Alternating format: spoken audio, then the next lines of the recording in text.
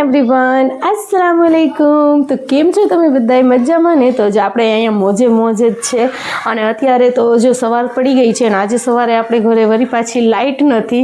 મને લાગે છે મેં ગયા વિડીયોમાં પણ કીધું હતું કે લાઇટ નહોતી, પણ એમાં એવું હોય કે હું અઠવાડિયે એક બ્લોગ શૂટ કરતી હોઉં એટલે મારે કેવું પડે કે લાઇટ નથી।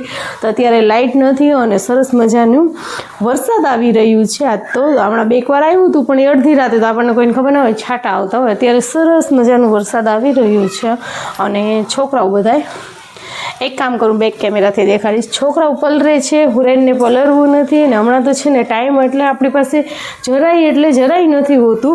એમાં હોય છે એવું કે હમણાં જો 2 દિવસથી છે ને તે મજલિસને ચાલુ થઈ ગઈ છે, આપણે છે ને તે પરચમને લહેરાવ્યું ને ત્યારે વિચાર હતું કે બ્લોગ કરવાનું, પણ પછી છે ને તે એટલું બધું ઓલું થઈ જાય છે ને, કેમ કે અમે પછી ત્યારે બધી જમવાનું કર્યું હતું, એટલે એમ કે આખી ગલીને નિયાઝ કરી હતી અમે, તો દાળ ને ભાત ને રવો ને એ બધું રાંધ્યું કર્યું ને પછી નિશાન ચડાવ્યા ને એટલું બધું, એટલે એમાં વયું જાય છે ટાઈમ। તે છતાંય મેં જરી ક્લિપ લીધી છે, તો શોર્ટ મને લાગે છે આ બ્લોગ અપલોડ થાય એના પહેલાં મેં શોર્ટ મૂકી દીધું હશે, તો તમે લોકો જોઈ લેજો। 2 દિવસ ત્યાં થઈ ગયું છે પણ આપણને કાંઈ એડિટિંગ કરવાનો ટાઈમ નથી, એટલે એમ જરા ક્લિપ લીધી છે તો એને જોઈન્ટ તો કરવી ને આપણે। તો ચાલો હું તમને દેખાડું કે બહારનું વ્યૂ કેવું છે આજનું। જો અહીંયા સરસ મજાનું હમણાં ધીમું પડી ગયું, હમણાં ફાસ હતું વરસાદ અને આ આપણા પરચમ લહેરાઈ ગયા છે અને અહીંયા આપણે બોર્ડ પણ લાગી ગયું છે, પંજેતની ચોક।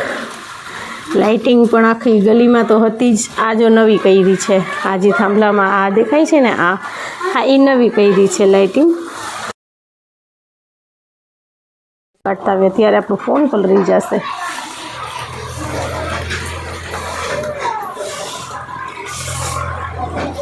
જોઈ લ્યો, જો આ બધા છોકરા એ રોડ ધોવે છે હવે વાઇપર ને સાવેણા ને લઈને, અને આ અમારે છે ને ઓટો, આ લાઇટિંગ અને આ હમણાં પરચમ। હંમેશા ઇસ્લામનું પરચમ હંમેશા એટલે હંમેશા ઊંચાઈ ઉપર જ રહેશે આપણું। અલ્લાહ, મારા આ બચ્ચાને શું થયું? કેમ રોવા માંડ્યો? શું થયું મમ્મા? ગોદડા હજી પડ્યા છે જો,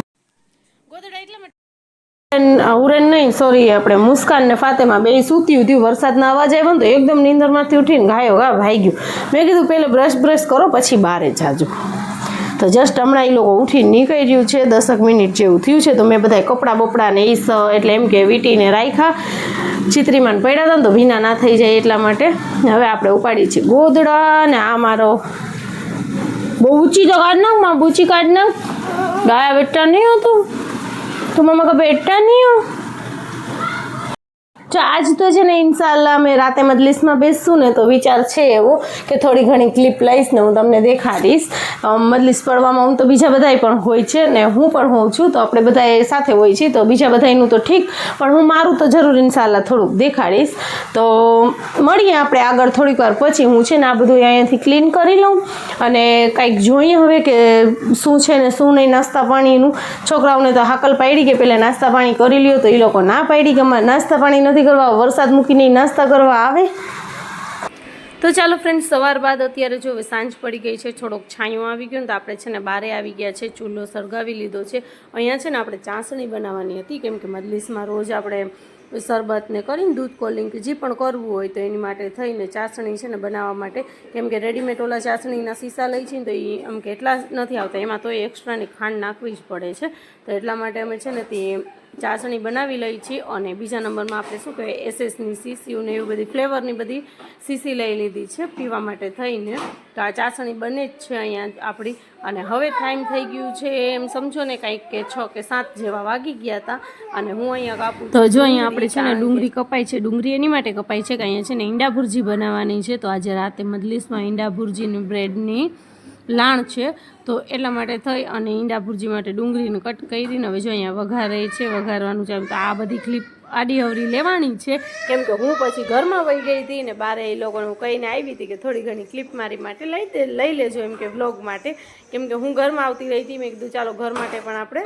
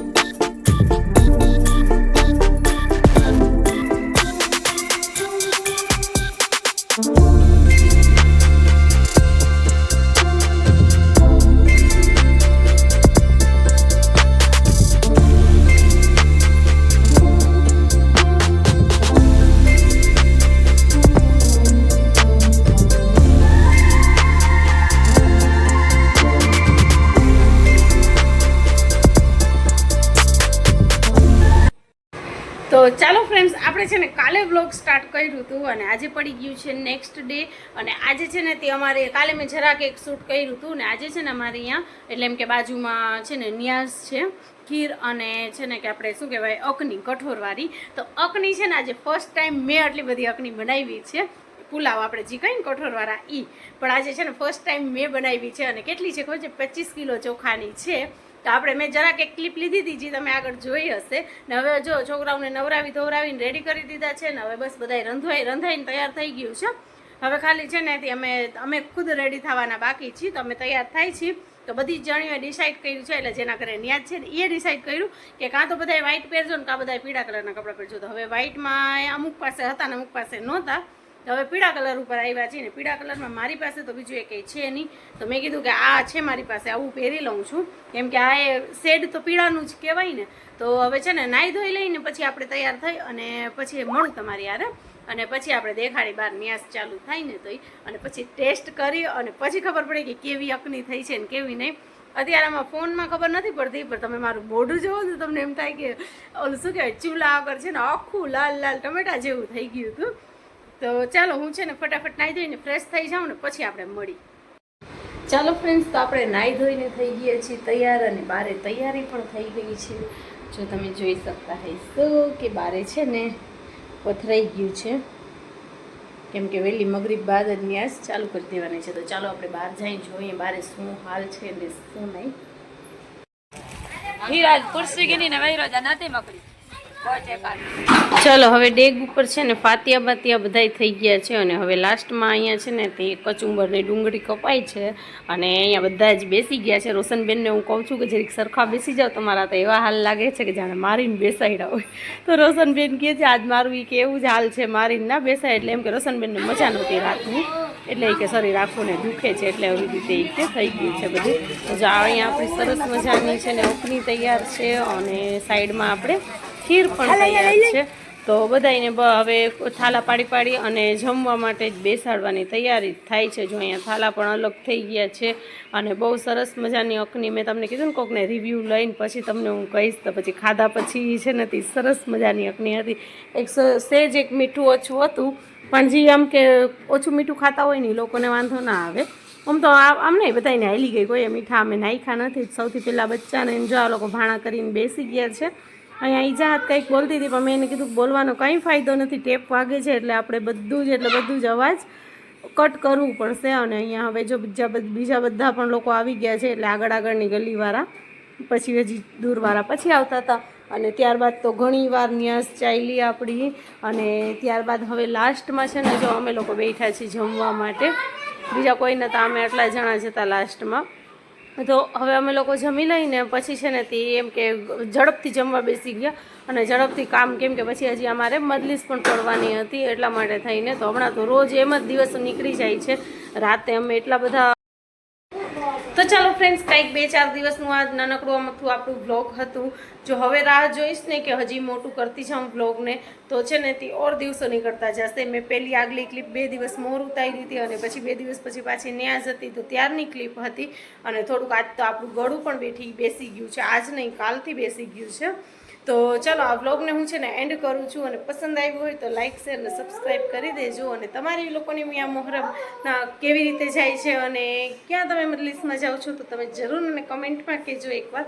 તો ચાલો હવે આપણે બ્લોગને એન્ડ કરી છીએ, મળીએ કાલે બીજા નવા બ્લોગની સાથે. Bye bye.